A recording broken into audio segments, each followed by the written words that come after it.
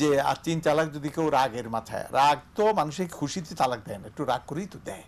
কিন্তু রাগ বলতে কি রাগ? এমন রাগ যে দিশাই ছিল না, দিয়ে দিল, এই দেখ তুই আমার মা, তোরে 3 তালাক দিয়ে দিলাম, তুই মা কই বলছে, মানে উল্টা হয়ে গেছে, আবার তালাকও দিলাম, এইগুলি তালাক হবে না। এরকম রাগে চোখ লাল হয়ে গেছে, অস্বাভাবিক করতেছে, এত বেশি প্রচন্ড ভাবে রাগে, সেই ক্ষেত্রে আলহামদুলিল্লাহ তালাকুল মধুস বলি এটা, রাগের মাথায়। আসসালামু আলা রাসূলিল্লাহ, আম্মা বাদ। আজকের বিষয় হলো যে পবিত্র কোরআন ও কারিমে বলা হয়েছে যে যদি কোনো মেয়ে তালাক প্রাপ্ত হই, তালাক দেওয়ার পর যদি স্বামী ইসলাহ করতে চায় বা সন্ধি করতে চায় বা স্ত্রীকে নিয়ে ঘর সংসার করতে চায়, তার সবচেয়ে বেশি হকদার স্বামী। কারণ আল্লাহ পবিত্র কুরআন কারিমে সূরা বাকারার মধ্যে বলেছেন, ওয়াল মুতাল্লাকাতু ইয়াতারাব্বাসনা বিআনফুসিহিন্না সালাসাতা কুরু। যদি কোনো মেয়ে তালাক প্রাপ্ত হয় তাহলে 3 কুরু অপেক্ষা করতে হবে, ইন্তজার করতে হবে। 3 কুরু। 3 কুরু অর্থ কি? এখানে 3 কুরু অর্থ হলো যে 3টা তহুর অথবা 3টি হায়াজ। অভিজ্ঞতাটি সহি। তাহলে 3 তহুর মেয়েটি অপেক্ষা করবে যখন স্বামী তার স্ত্রীকে তালাক দেবে। ওই স্বামী তার স্ত্রীকে ফিরিয়ে নিবে 3 তহুরের আগে অথবা 3 হায়াজের আগে। যদি 3 হায়াজের আগে ফিরিয়ে না নেয়, 3 হায়াজ পার হয়ে যায়, তাহলে বিবাহ বিচ্ছেদ হয়ে যাবে, একেবারে বিবাহ বিচ্ছেদ হয়ে যাবে।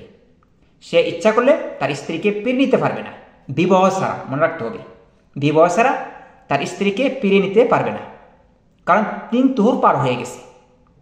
কেউ যদি 3 তুহুর আগে তার স্ত্রীকে ফিরিয়ে নেয় তাহলে বিবাহ প্রয়োজন পড়বে না। 3 তুহুর পার হলেই কি বিবাহ প্রয়োজন পড়বে। এখন প্রশ্ন হলো যে যদি আল্লাহ সুবহানাহু ওয়া তাআলা এই কথা বলেছেন যে ওয়াল মুতাল্লাকাতু ইয়াতারাব্বাসনা বিআনফুসিহিন্না সালাসাতা কুরু, 3টা তুহুর বা 3টা হায়াজ সে অপেক্ষা করবে।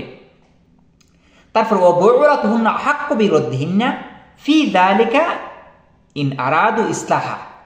যদি স্বামীরা ইসলাহ করতে চায়, সন্ধি করতে চায়, যে তার স্ত্রীকে নিয়ে এসে ঘর সংসার করবে, স্বামী স্ত্রী উভয়, তাহলে কি করতে হবে? মানে যদি সে করতে চায় তাহলে সে আর অধিকার আছে স্ত্রীর অনুমতি ছাড়া 3 তুহুর আগে অথবা 3 হায়াজের আগে তার স্ত্রীকে ফেরত নেওয়ার অধিকার আছে। এটা সন্তুষ্টি অথবা অসন্তুষ্টির কোনো প্রয়োজন নাই।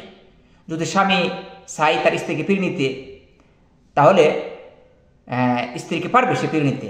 তাহলে এই যে কোরআন, এই আয়াত স্পষ্ট প্রমাণ বহন করে যে একসাথে 3 তালাক দেওয়াটা এটা একটা কোরআন বিরোধী কাজ, একসাথে 3 তালাক দেওয়া এটা হাদিস বিরোধী কাজ, একসাথে 3 তালাক দেওয়া এটা একটা বেদাতি কাজ। এই জন্য রাসূল সাল্লাল্লাহু আলাইহি ওয়াসাল্লাম বলেন যে মান আমিলা আমালান লাইসা আলাইহি আমরুনা ফাহুয়া রাদ্দুন। যে ব্যক্তি এমন আমল করবে যে আমল আমি মুহাম্মদ সাল্লাল্লাহু আলাইহি ওয়াসাল্লাম করিনি, ফাহুয়া রাদ, তাহলে 3 তালাক দিলেও 3 তালাক কার্যকর হবে না। অনেকগুলো কারণ আছে। একটি কারণ হলো কেউ যদি একসাথে 3 তালাক দেয়, 3 তালাক হবে না কেন? হাদিসে আছে যে রাসূল সাল্লাল্লাহু আলাইহি ওয়াসাল্লামের জমানায় 3 তালাকে 1 তালাকই ছিল, আবু বকরের জমানায় 3 তালাকে 1 তালাকই ছিল।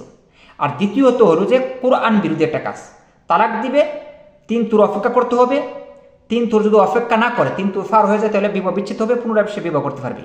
অথবা 3 তুহুর আগে অথবা 3 হায়াজের আগে তার স্ত্রীকে ফেরত নিতে পারবে বিবাহ ছাড়া। এই যে এই আইন কানুন আছে, এই যে বিধান আছে, আপনি যখন একসাথে 3 তালাক দিবেন, এই বিধানগুলা বাতিল করে দিই একসাথে 3 তালাক দিলে। কেউ যদি একসাথে 3 তালাক দেয় এবং 3 তালাক ধরা হয়, আল্লাহ সুবহানাহু ওয়া তাআলা যে এতগুলা বিধান আছে সেই বিধানগুলা বাতিল করা হয়। এই জন্য আল্লাহ পবিত্র কুরআন কারিমে বলেন ওমা তিলকা হুদুদুল্লাহ, এটা হলো আল্লাহর বিধান।